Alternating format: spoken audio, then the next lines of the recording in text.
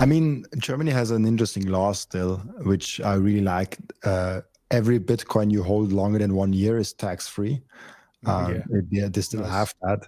That's really Bitcoin friendly, I would say, and it's in the Bitcoin ethos. If you hold Bitcoin for the long run, and 1 year is not even that long, you get it tax-free.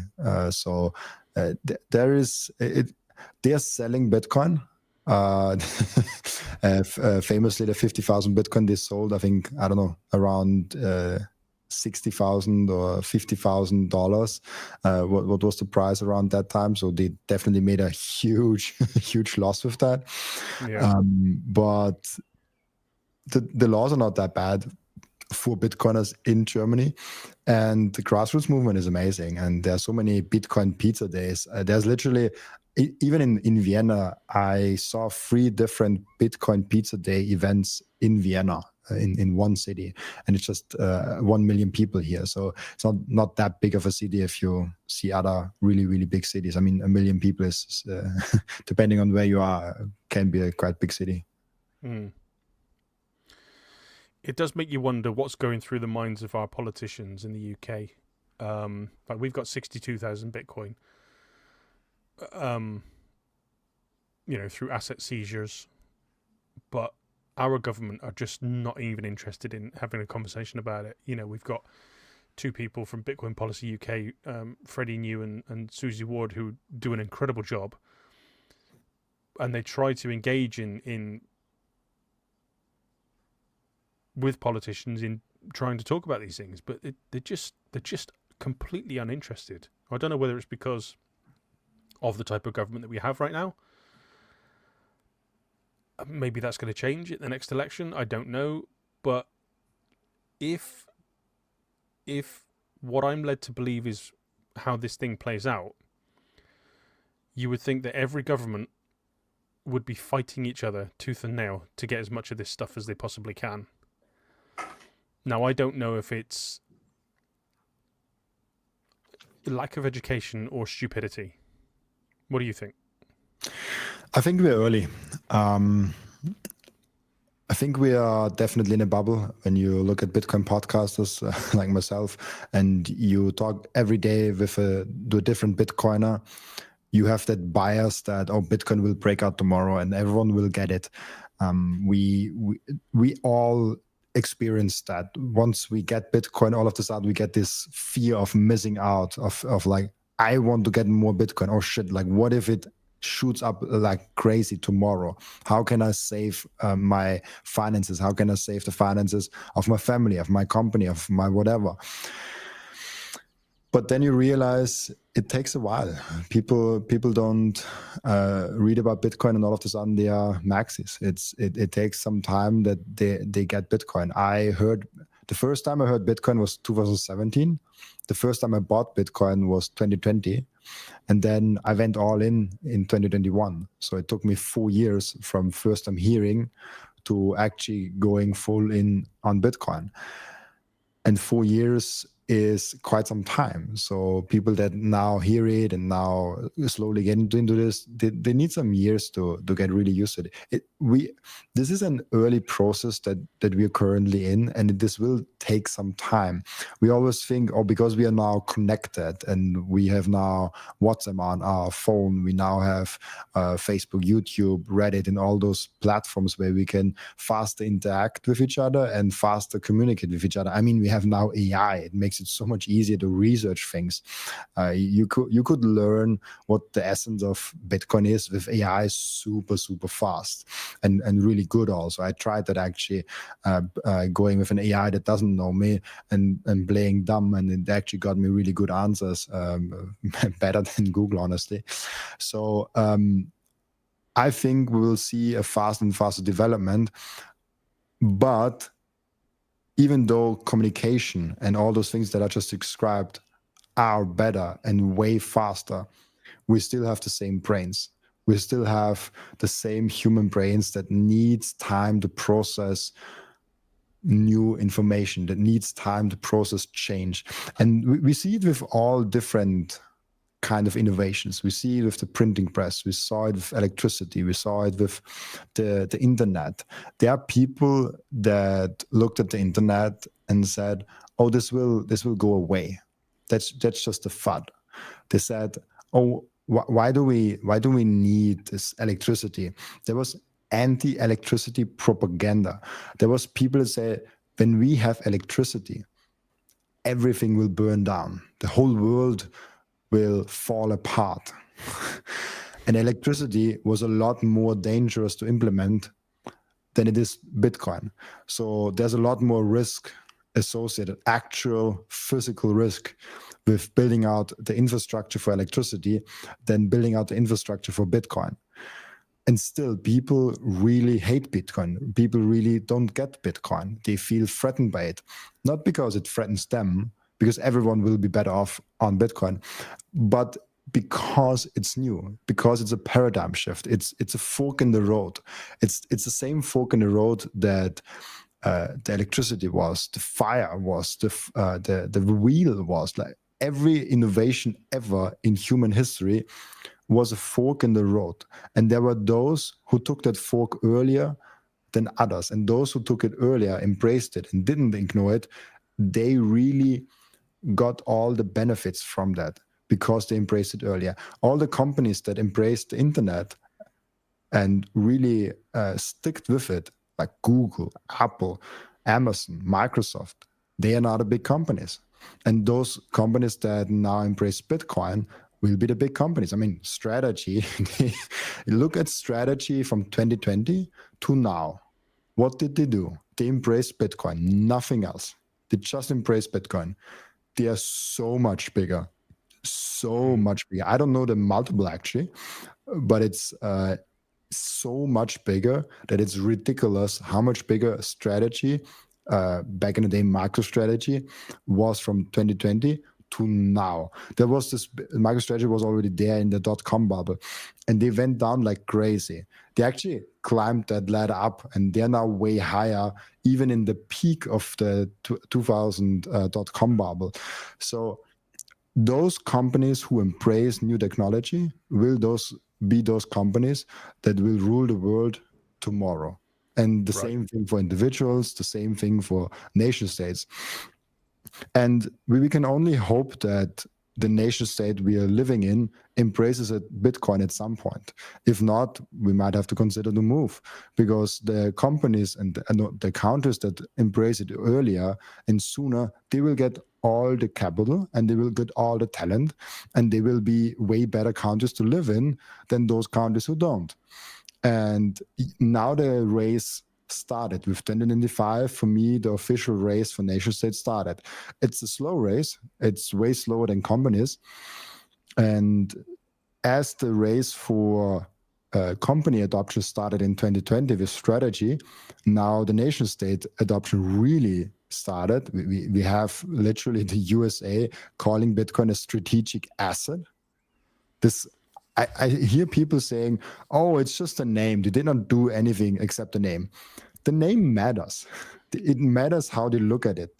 It matters how they frame what Bitcoin is. Now, of course, we have to see, do they actually also write it in law? Because an executive order is good because it's quick here, but it's also bad because it's quickly gone. If there's another president coming, it's gone tomorrow. If the president wants, executive orders are quickly the reverse.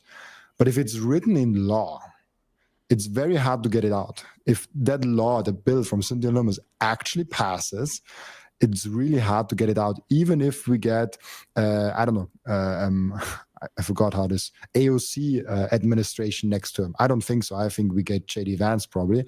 But if we get AOC, it will be very hard for her to get it out. And in 4 years, the amount of lobbying Bitcoiners will do in Washington, D.C., the amount of force that Bitcoiners will have as a political power, it's there. It's not reversible. Like every day a new Bitcoiner gets born. So it's not something that you can get out again of people.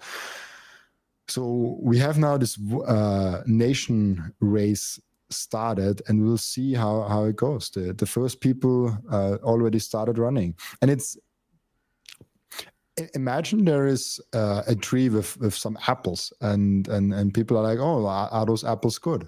At some point, one guy stands up and is like, oh, let's run there. Let's see if the apple is good. He picks up the first apple. He bites the apple. He does not die. He's like, oh, that's a really good apple. At some point, someone else is like, oh, I also want an apple. But there are only so many apples on the apple tree.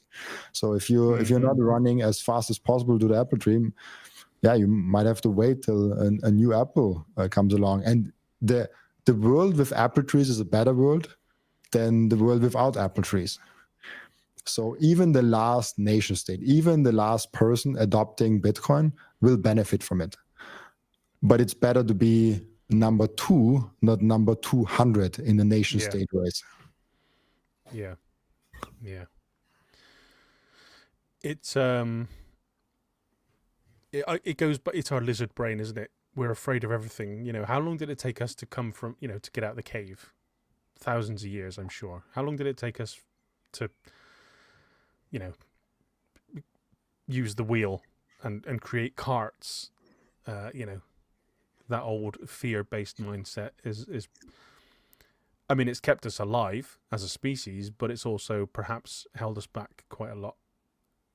I was thinking the other day about how is the adoption of Bitcoin the beginning of the fourth industrial revolution?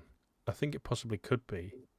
Bitcoin coupled with AI and the potential abundance of energy production that we could see in the next 20, 50 years. Do you think we're on the cusp of the fourth industrial revolution? Yeah, like however you want to call it, we are already seeing a whole new world. It's slowly getting started. We have now a borderless money with Bitcoin, where I already see it from a company.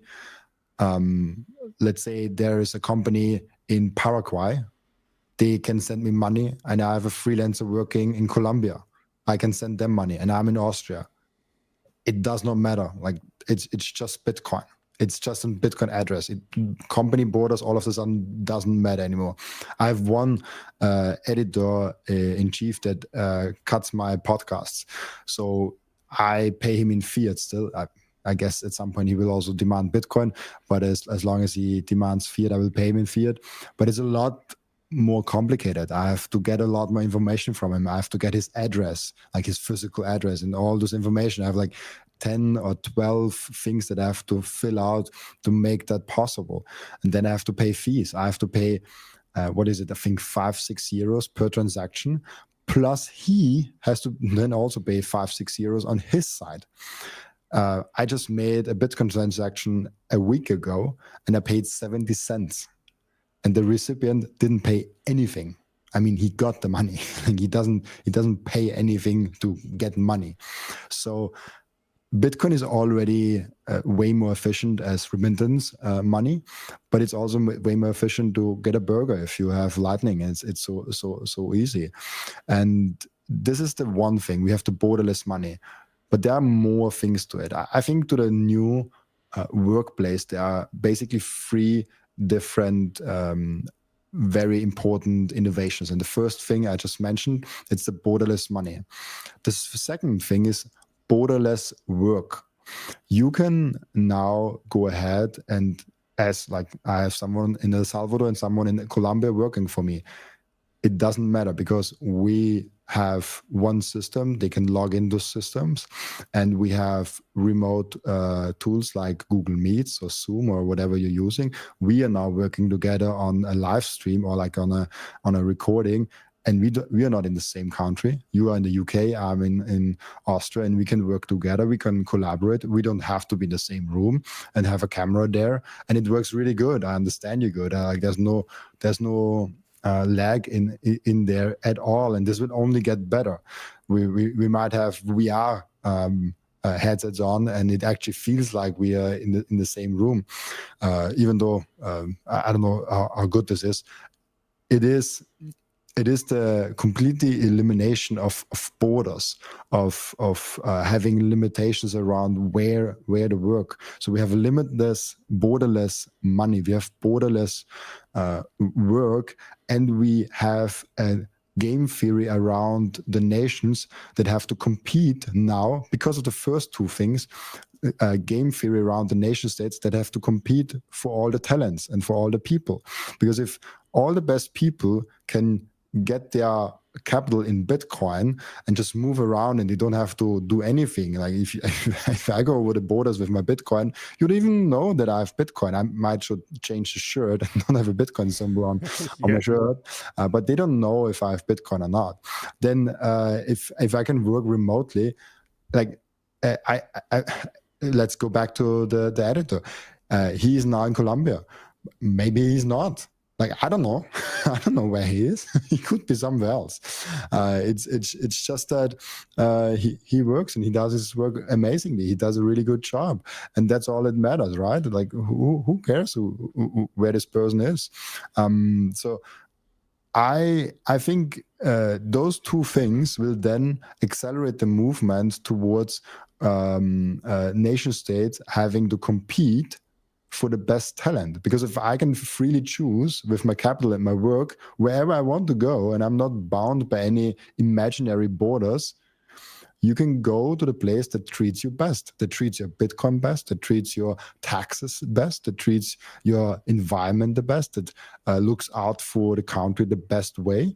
And there will be things like, hey, in this country, I pay a little bit more taxes, but they have parks and they are really clean and it is a really nice country. I like to live there. Okay, I can pay a little bit more to live in that country.